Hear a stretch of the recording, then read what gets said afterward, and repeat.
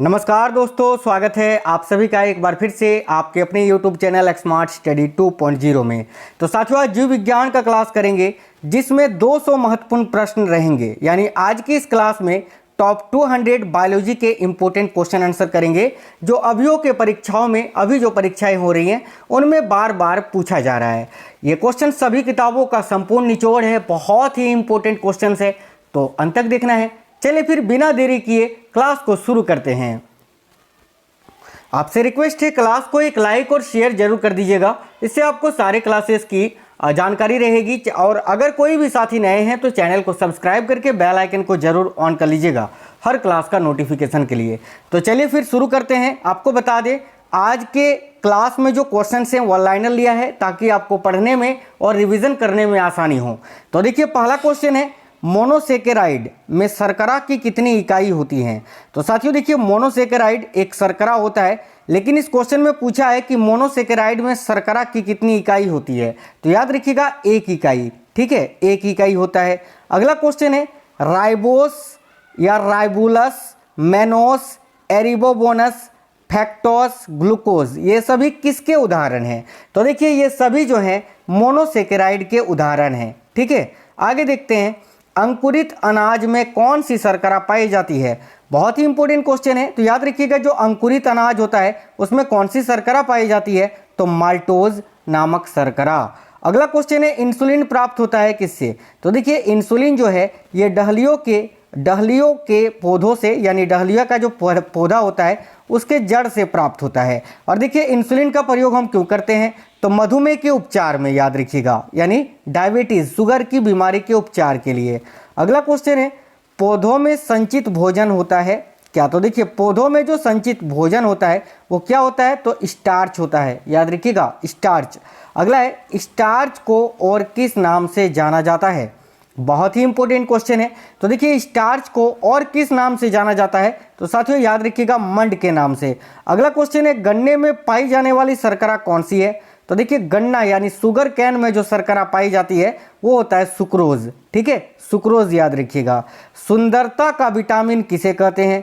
सुंदरता का विटामिन यानी सौंदर्य विटामिन किसे कहते हैं, तो साथियों विटामिन ई को कहते हैं, याद रखिएगा। और विटामिन ई का रासायनिक नाम क्या होता है, अगर आपसे पूछे तो याद रखिएगा, टोकोफेरॉल होता है। कैल्सीफेरॉल है ना, कैल्सीफेरॉल होगा। कैल्सीफेरॉल नाम किस विटामिन को जाना जाता है, या कैल्सीफेरॉल जो है इस नाम से किस विटामिन को जाना जाता है। तो देखिए, विटामिन डी जो होता है, विटामिन डी का रासायनिक नाम है साथियों कैल्सीफेरॉल, तो विटामिन डी राइट होगा। अगला क्वेश्चन है, कोलेस्ट्रॉल सहायक होता है किसके लिए।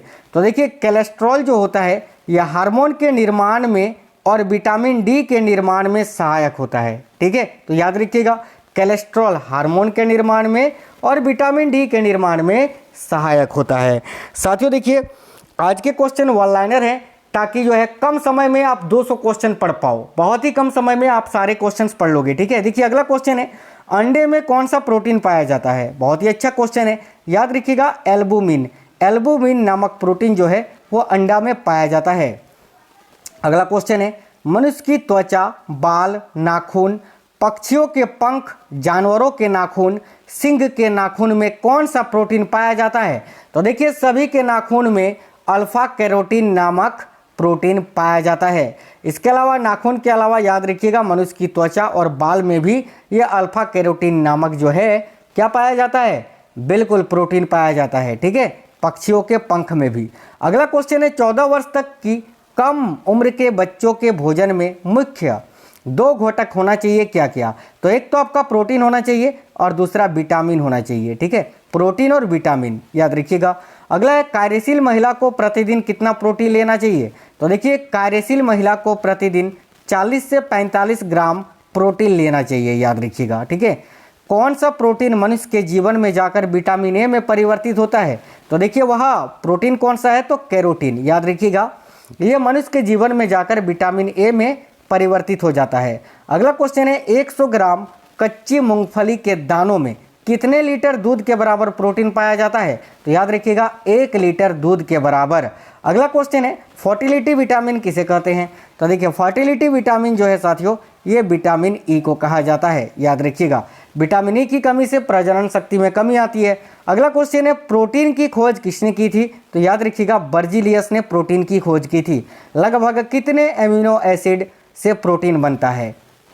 तो देखिए हमारे शरीर में 20 प्रकार के एमिनो एसिड्स पाए जाते हैं और 20 प्रकार के एमिनो एसिड से मिलकर क्या बनता है? तो प्रोटीन बनता है। तो याद रखिएगा 20 एमिनो एसिड से। देखिए दांत गर्दंती होते हैं, इनका कितना हिस्सा अंदर रहता है?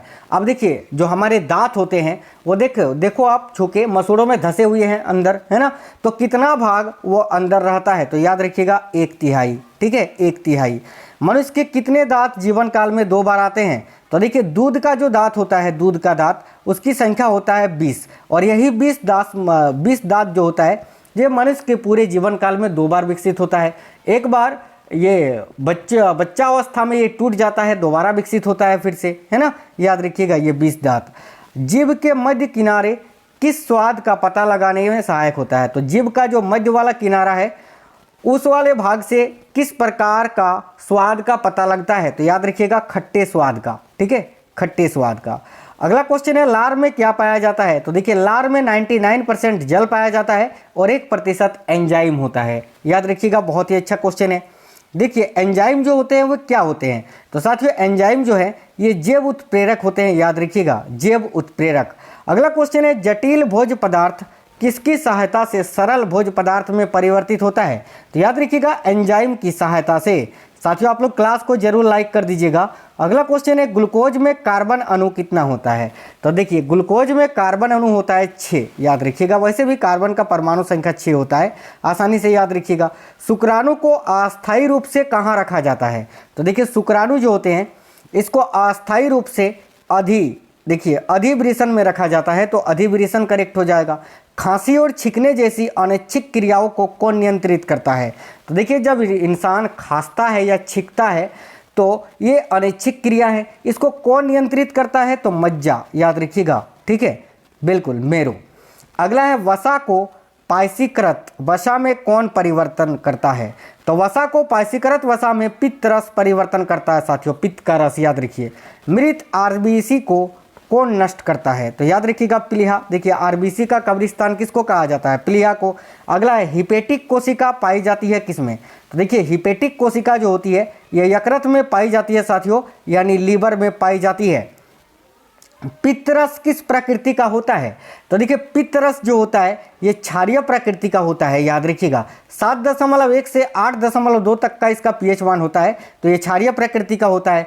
अच्छा अगला क्वेश्चन है जठर रस किस प्रकृति का होता है? तो देखिए जठर का जो रस होता है ये साथियों अम्लीय प्रकृति का होता है, याद रखिएगा। अगला है प्रोटीन को पेप्टाइन में कौन बदलता है? वेरी इंपॉर्टेंट क्वेश्चन है, बहुत ज़्यादा पूछा जाता है। तो देखिए प्रोटीन को पेप्टाइन में बदलता है पेप्सिन।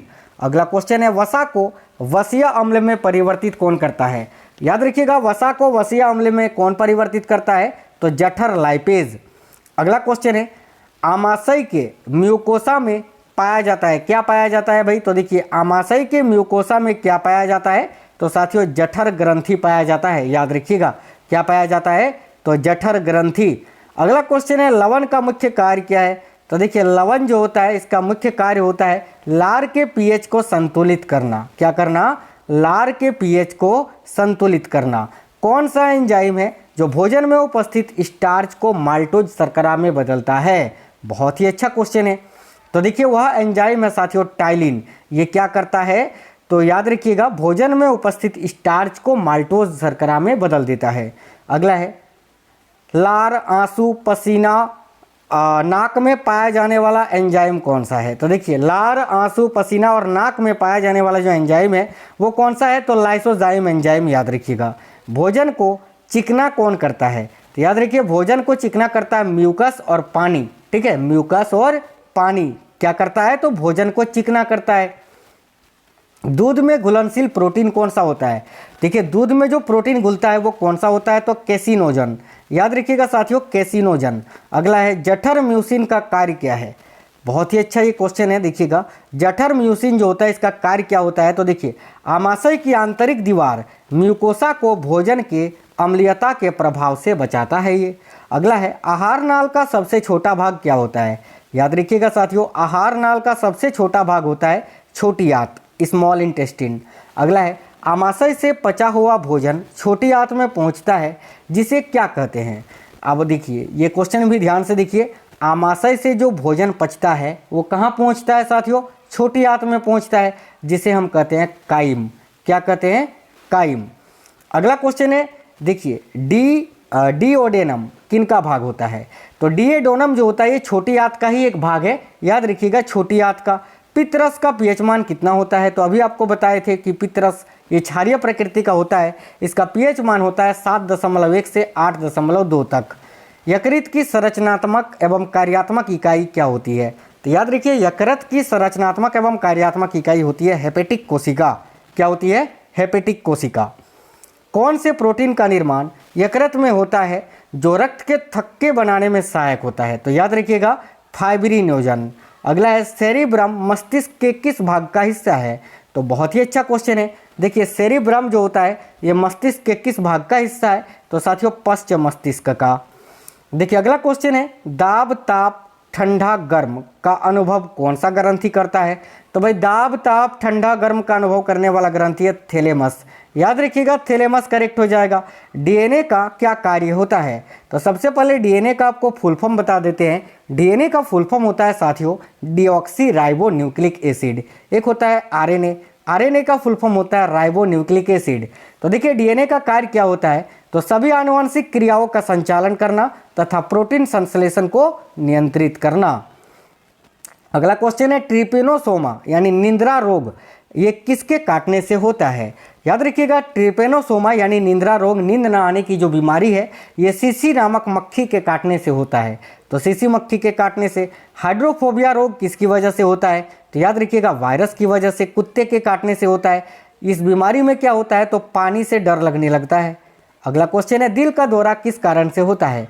तो देखिए जब हृदय को यानी हमारे दिल को सही से रक्त की आपूर्ति नहीं होती है, यानी जितना ब्लड चाहिए हृदय को उतना नहीं पहुंचता है, तो फिर दिल का दौरा होता है। याद रखिएगा हृदय में रक्त की आपूर्ति की कमी से। अगला टेस्ट ट्यूब बेबी की परिघटना को सही रूप से निरूपित करती है किस प्रकार से। तो देखिए टेस्ट ट्यूब बेबी की परिघटना को सही रूप से निरूपित कौन करता है। तो देखिए जब निषेचन बाह्य हो और विकास आंतरिक होती है, यही टेस्ट ट्यूब बेबी की परिघटना होती है। ठीक है, बिल्कुल। अगला क्वेश्चन है यूस्टेकियन नलिका मानव शरीर में कान में पाई जाती है, जिसका मुख्य कार्य क्या होता है। बहुत ही अच्छा क्वेश्चन है। देखिए यूस्टेकियन नलिका जो है ये मानव के कान में पाया जाता है साथियों, कान में। और इसका मुख्य कार्य क्या होता है, तो कान में हवा के दाब को नियंत्रित करना। याद रखिएगा। अगला है कौन दिल की धड़कन की दर को कम करता है। तो भाई देखिए दिल की धड़कन को कौन कम करता है, तो याद रखिएगा परानुकंपीय तंत्रिका। ठीक है, दिल की धड़कन की दर को कौन कम करता है, तो परानुकंपीय तंत्रिका। अगला है रक्तचाप श्वसन दर दिल की धड़कन को कौन बढ़ाता है। तो याद रखिएगा रक्तचाप श्वसन दर और दिल की धड़कन को बढ़ाने वाला जो तंत्रिका तंत्र है वो है अनुकंपीय तंत्रिका तंत्र। याद रखिएगा पाचन तंत्र को बढ़ाता है कौन, तो देखिए पाचन तंत्र यानी श्रावण को कौन बढ़ाता है, तो परानुकंपीय तंत्रिका। याद रखिएगा ये तीनों। अगला है केंद्रीय तंत्रिका तंत्र के कितने भाग होते हैं। तो नहीं अगर पता था तो याद रखिएगा साथियों 2 भाग होता है। ठीक है, एक होता है मस्तिष्क और एक होता है मेरुरज्जु। देखिए मस्तिष्क जो होता है ये ऐच्छिक क्रिया होती है और जो मेरुरज्जु होता है ये अनैच्छिक क्रिया होती है। याद रखिएगा। अगला है मस्तिष्क और मेरुरज्जु को कौन नियंत्रित करता है। तो देखिए मस्तिष्क और मेरुरज्जु को कौन नियंत्रित करता है, तो परिधीय तंत्रिका तंत्र। अगला है कितनी जोड़ी कपाल तंत्रिका निकलती हैं। तो भाई याद रखिएगा 12 जोड़ी। अगला क्वेश्चन है डाईएनसीफिरॉल। देखिए डाईएनसीफिरॉल सेरिब्रम मस्तिष्क के किस भाग का हिस्सा है। तो याद रखिएगा अग्र मस्तिष्क का। अगला क्वेश्चन है डाईएनसीफिरॉल के कितने भाग होते हैं। तो देखिए डाईएनसीफिरॉल के 2 भाग होते हैं साथियों, ये मस्तिष्क का ही एक भाग है डाईएनसीफिरॉल। इसमें 2 भाग होते हैं, एक थैलेमस और एक हाइपोथैलेमस। याद रखिएगा। देखिए सेरिबेलम मेडुला ऑब्लांगेटा मस्तिष्क के किस भाग का हिस्सा है। तो याद रखिएगा सेरिबेलम और मेडुला ऑब्लांगेटा ये भी मस्तिष्क का ही भाग है और ये पश्च मस्तिष्क का भाग है। अगला है मस्तिष्क का सबसे बड़ा भाग जो तर्क वितर्क का कार्य करता है। याद रखिएगा साथियों सेरिब्रम। हाइपोथैलेमस का प्रमुख कार्य क्या होता है? तो देखिए हाइपोथैलेमस का प्रमुख कार्य होता है भोजन, प्यास को नियंत्रण करना और शरीर के ताप को नियंत्रित करना। अगला क्वेश्चन है इवानोवस्की द्वारा किसकी खोज की गई थी? तो देखिए रूस के साइंटिस्ट थे ये इवानोवस्की, इन्होंने वायरस की खोज की थी साथियों, विषाणु की। जीरोप्थेल्मिया किस विटामिन की कमी से होता है? तो देखिए जब हम भोजन खाते हैं और उस भोजन में सही रूप से विटामिन ए प्राप्त नहीं होता है तो ये जीरोप्थेल्मिया नामक बीमारी हो जाती है, यानी विटामिन ए की कमी से। जैविक खाद के रूप में किसका प्रयोग किया जाता है? तो याद रखिए जैविक खाद के रूप में एजोला एनाबिना का प्रयोग किया जाता है साथियों। अगला है गर्भ निरोधक गोलियों का निर्माण किसके द्वारा किया जाता है? तो देखिए गर्भ निरोधक गोलियों का निर्माण पिनकस द्वारा किया जाता है, याद रखिए पिनकस। अगला क्वेश्चन है दमा के रोगियों को वायु के स्थान पर क्या दिया जाना चाहिए? तो याद रखिए हीलियम, है ना। देखिए हीलियम और ऑक्सीजन गैस का मिश्रण, तो करेक्ट आंसर होगा हीलियम और ऑक्सीजन गैस का मिश्रण। टीबी के चिकित्सा की खोज किसने करी थी? तो देखिए टीबी के चिकित्सा की खोज की थी रॉबर्ट कोच ने, याद रखिए रॉबर्ट कोच, है ना। चलिए अगला क्वेश्चन है ऑर्निथोलॉजी के अंतर्गत किसका अध्ययन किया जाता है? तो साथियों पक्षियों का। आयोडीन फिनॉल, देखिए आयोडीन फिनॉल हेक्साक्लोरोफिन मुख्यतः कौन सी औषधि होती हैं? तो ये प्रतिरोधी औषधि होती हैं, याद रखिए प्रतिरोधी। किस विटामिन की कमी के कारण हृदयघात हो सकता है? तो भाई थायमिन की कमी के कारण, याद रखिए यानी विटामिन B1 की कमी के कारण क्या हो सकता है? तो हृदयघात। त्वचा की ऊपरी सतह क्या कहलाती है? याद रखिएगा त्वचा का जो ऊपरी सतह होता है वो एपिडर्मिस के नाम से जाना जाता है। मानव शरीर की सबसे शक्तिशाली पेशी कौन सी होती है? तो जबड़े की पेशी, है ना। आइरिस का मुख्य कार्य क्या होता है? तो हमारे आँख का भाग होता है आइरिस, इसका कार्य होता है पुतली के आकार को नियंत्रित करना या आँख में प्रवेश करने वाली प्रकाश को नियंत्रित करना। पेचिस के लिए उत्तरदायी प्रोटोजोआ कौन सा होता है? याद रखिएगा साथियों एंटमीबा। जनसंख्या का अध्ययन क्या कहलाता है? तो देखिए जनसंख्या का अध्ययन डोमोग्राफी कहलाता है, याद रखना। चाय में लाल रस रोग किसके कारण होता है? याद रखिए हरे शैवाल के कारण। मानव शरीर का कौन सा भाग संधिशोथ यानी घटिया से प्रभावित होता है? तो याद रखिएगा जोड़। टिटनेस बीमारी को किस नाम से जाना जाता है? तो याद रखिए टिटनेस का जो बीमारी है इसको हम लॉकजॉ के नाम से जानते हैं, तो लॉकजॉ। मानव शरीर का कौन सा अंग टाइफाइड से मुख्य रूप से प्रभावित होता है? तो टाइफाइड जब होता है मानव को तो उससे कौन सा अंग प्रभावित होता है? तो आंत। जलीय अपघटन में ऊर्जा मुक्त होती है किस रूप में? याद रखिए जलीय अपघटन में ऊर्जा मुक्त होती है उष्मा के रूप में साथियों। कोबाल्ट धातु किस विटामिन में पाई जाती है? तो देखिए विटामिन B12 जिसका रासायनिक नाम होता है साइनोकोबालामिन, इसमें कोबाल्ट धातु पाया जाता है। कोशिका में प्रोटीन का संश्लेषण कहाँ होता है? सिंपल सा क्वेश्चन है। कोशिका में प्रोटीन का संश्लेषण राइबोसोम में होता है।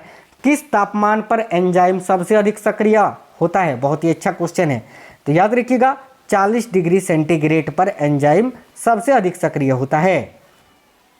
भूखा व्यक्ति शरीर के किस भंडार का सबसे अधिक उपयोग करता है? तो देखिए एक भूखा व्यक्ति जो होता है शरीर के किस भंडार का सबसे अधिक उपयोग करता है? तो ग्लाइकोजन का। अगला है जीवाणु को पादप माना जाता है क्यों? देखिए जीवाणु को पादप माना जाता है क्योंकि इसमें दृढ़ कोशिका भित्ति होती है। अगला क्वेश्चन है उपापचय की दर सर्वाधिक किस में होती है? तो राइट आंसर होएगा चूहों में। अगला कार्बोहाइड्रेट का पाचन कहाँ होता है? तो साथियों याद रखिएगा कार्बोहाइड्रेट का पाचन कहाँ होता है?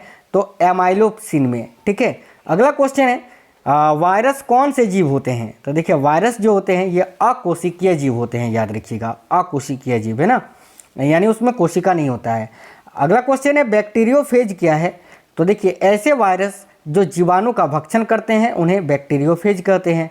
अगला किडनी की कार्यात्मक इकाई क्या होती है? तो राइट आंसर है साथियों नेफ्रॉन।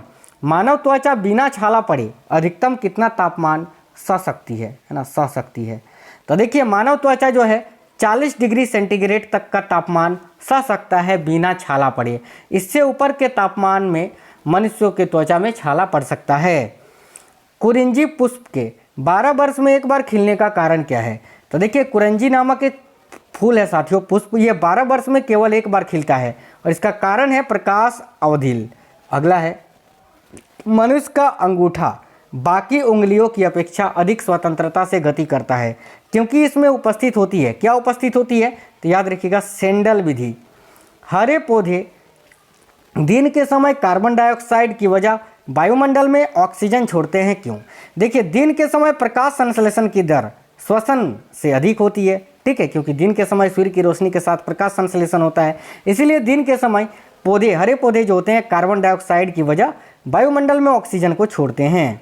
कोशिका भित्ति किस किस में पाई जाती है? Question number 101।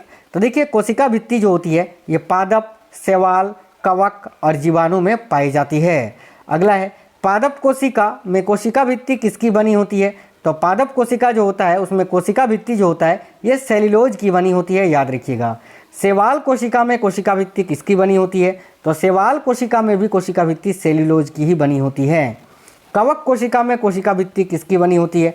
तो यहाँ ध्यान दीजिएगा, कवक कोशिका में कोशिका भित्ति जो होती है वो काइटिन की बनी होती है साथियों, काइटिन।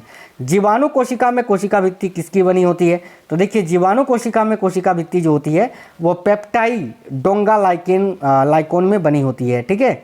चलिए, कोशिका झिल्ली किस किस में पाई जाती है? तो कोशिका भित्ति तो हो गया, अब कोशिका झिल्ली के बारे में जान लेते हैं। तो कोशिका झिल्ली जो है जंतु, पादप, शैवाल, कवक, जीवाणु में पाया जाता है, लेकिन कोशिका भित्ति जो होता है, कोशिका भित्ति ये भी पादप, शैवाल, कवक और जीवाणु में पाया जाता है, लेकिन जंतु में नहीं पाया जाता है कोशिका भित्ति, याद रखिएगा, ठीक है। और कोशिका झिल्ली जो है ये दोनों में ही पाया जाता है। चलिए, अगला क्वेश्चन है, देखिएगा, इकाई झिल्ली मॉडल किसने दिया? तो इकाई झिल्ली का मॉडल जो है ये डेविड रॉबर्टसन ने दिया था, याद रखिएगा। कोशिका का सबसे छोटा कोशिकांग क्या है? तो याद रखिए, राइबोसोम। अगला, जंतु कोशिका का सबसे बड़ा कोशिकांग क्या होता है? तो जंतु कोशिका का सबसे बड़ा कोशिकांग होता है केंद्रक। पादप कोशिका का सबसे बड़ा कोशिकांग क्या होता है? तो याद रखिएगा, लवक। रसधानी का कार्य क्या होता है? तो देखिए, रसधानी का कार्य होता है पानी को संग्रहित करना। अगला क्वेश्चन है, प्रोकैरियोटिक कोशिकाओं में राइबोसोम कितना उपस्थित होता है? तो 70S, याद रखिएगा। प्रोकैरियोटिक कोशिकाओं ये किसकी बनी होती है? तो प्रोकैरियोटिक कोशिकाएं जो होती हैं ये प्रोटीन तथा कार्बोहाइड्रेट की बनी होती है। ये क्वेश्चन बहुत ज़्यादा पूछा जाता है, याद रखना। प्रोकैरियोटिक कोशिकाओं में श्वसन किसके द्वारा होता है? तो भाई, प्रोकैरियोटिक कोशिका में जो श्वसन होता है वो प्लाज्मा झिल्ली के द्वारा होता है। यूकैरियोटिक कोशिका में राइबोसोम कण कितने होते हैं? तो याद रखिए, 80S। अगला क्वेश्चन है, यूकैरियोटिक कोशिका किसकी बनी होती है? तो ये सेल्यूलोज की बनी होती है साथियों। यूकैरियोटिक कोशिका में श्वसन किसके द्वारा होता है? तो याद रखिएगा, माइटोकॉन्ड्रिया के द्वारा, ठीक है। कोशिका विभाजन से क्या तात्पर्य है? बहुत ही अच्छा क्वेश्चन है, याद रखिएगा। कोशिका विभाजन से क्या तात्पर्य है? तो एक कोशिका से संतति कोशिकाओं का निर्माण होना। कोशिका विभाजन कितने प्रकार से होता है? तो देखिए, कोशिका विभाजन जो होता है ये 3 प्रकार से होता है। एक असूत्री विभाजन, एक समसूत्री विभाजन और एक होता है अर्धसूत्री विभाजन। आइए इनके बारे में जान लेते हैं। तो देखिए, असूत्री विभाजन किसे कहते हैं? तो जीवाणु, कवक, प्रोटोजोआ, शैवाल, अमीबा आदि एक कोशिकीय जीवों में असूत्री विभाजन होता है, ठीक है। आगे देखते हैं, तो आम का कौन सा भाग खाने योग्य भाग होता है? तो देखिए, आम जो हम खाते हैं उसका कौन सा भाग खाते हैं? तो मध्य फल भित्ति खाते हैं। शैवाल के अध्ययन को क्या कहते हैं? तो याद रखिएगा साथियों, देखिए बहुत ही ज़्यादा पूछा जाता है। शैवाल के अध्ययन को फाइकोलॉजी कहते हैं। अगर आपसे पूछे कवक के अध्ययन को क्या कहते हैं? तो याद रखिएगा, माइकोलॉजी, ठीक है, माइकोलॉजी कहते हैं। चलिए, अगला क्वेश्चन है, सूक्ष्मदर्शी प्रयुक्त होता है किसमें?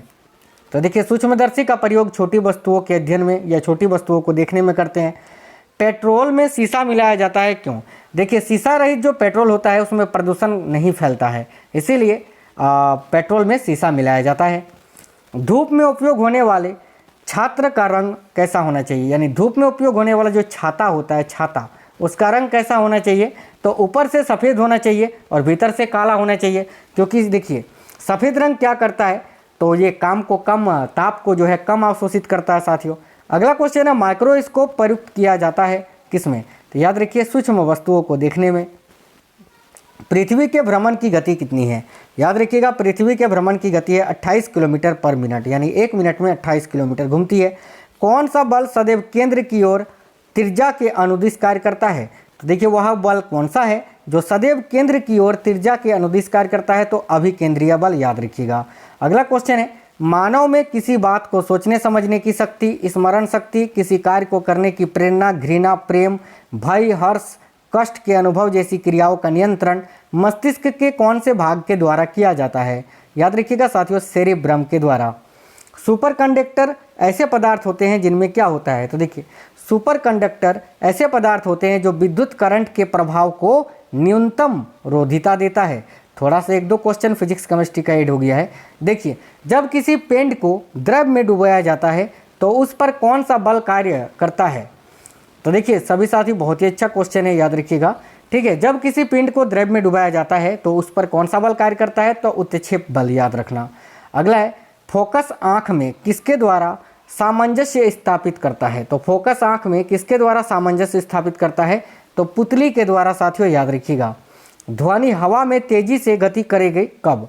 तो देखिए, ध्वनि जो है हवा में तेजी से गति करेगी कब? जब उसमें आर्द्रता है ना, आर्द्रता उच्च होगी, जब उस हवा में आर्द्रता उच्च होगी। अगला क्वेश्चन है, देखिए डायोप्टर किसकी इकाई है साथियों? डायोप्टर जो है, डायोप्टर जिसको डी से हम सूचित करते हैं, ये किसकी इकाई है? तो लेंस की क्षमता का मात्रक होता है डायोप्टर। अगला, यदि लोलक की लंबाई 4 गुनी की जाए तो लोलक के झूलने की समय की अवधि कितनी होगी? तो याद रखिएगा 2 गुनी हो जाएगी।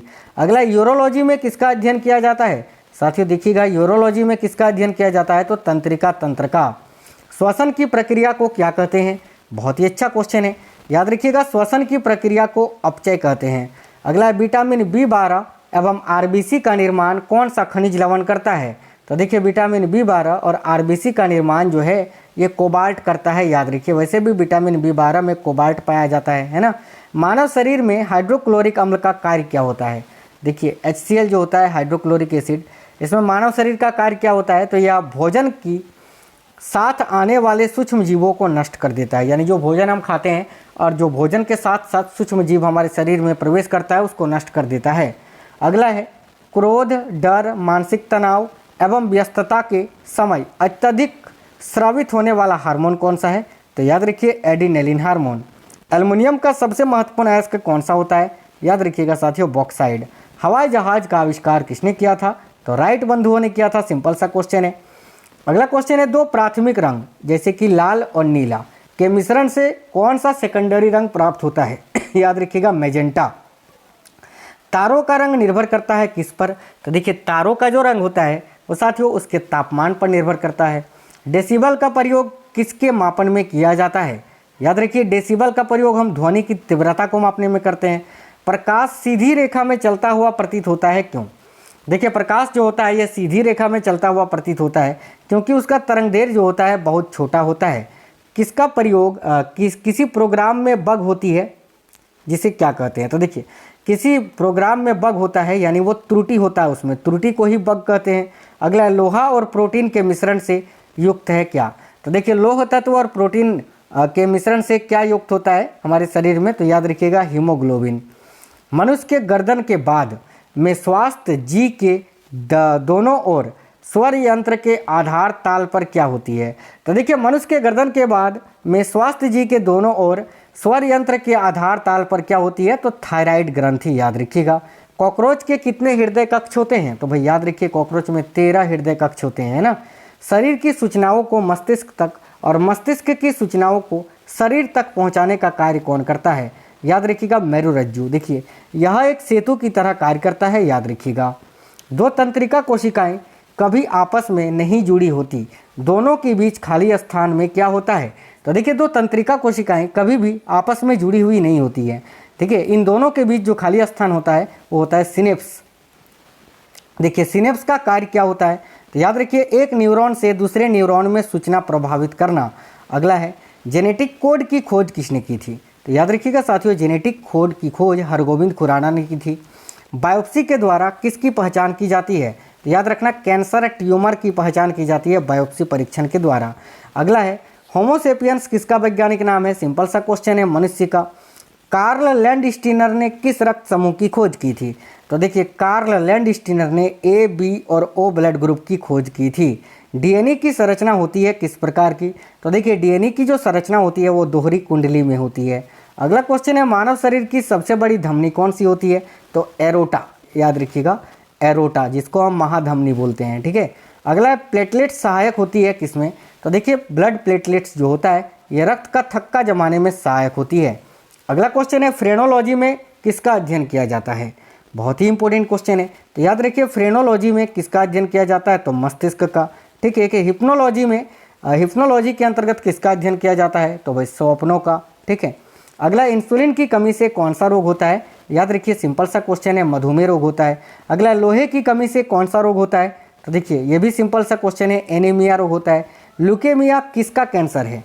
तो देखिए ल्यूकेमिया एक प्रकार का ब्लड कैंसर है साथियों, ब्लड कैंसर, ठीक है। और ब्लड जो होता है ये कनेक्टिव टिश्यू होता है, यानी संयोजी ऊतक का, ठीक है, कनेक्टिव टिश्यू का। गोल्जी पिंड का मुख्य कार्य क्या होता है? तो गोल्जी का या गोल्जी पिंड का मुख्य कार्य होता है स्रावन, है ना, स्रावन करना, याद रखिएगा, स्रावन। अगला है, एक शराबी व्यक्ति में किस विटामिन की कमी होता है? यानी जो शराब पीने वाला व्यक्ति होता है उसमें विटामिन सी की कमी होती है, याद रखिएगा। कवक में संचित भोजन किस रूप में होता है? तो देखिए कवक में जो संचित भोजन होता है वो ग्लाइकोजन के रूप में होता है, याद रखिएगा। सामान्यतः ठंडे खून वाले जंतु की मुख्य विशेषता क्या होती है? तो देखिए सामान्यतः ठंडे खून वाले जंतु की मुख्य विशेषता क्या होती है? तो शरीर का तापमान वातावरण के साथ वो बदलते रहते हैं। वसा मानव शरीर में कहाँ संचित होता है? तो याद रखिएगा त्वचा में, ठीक है।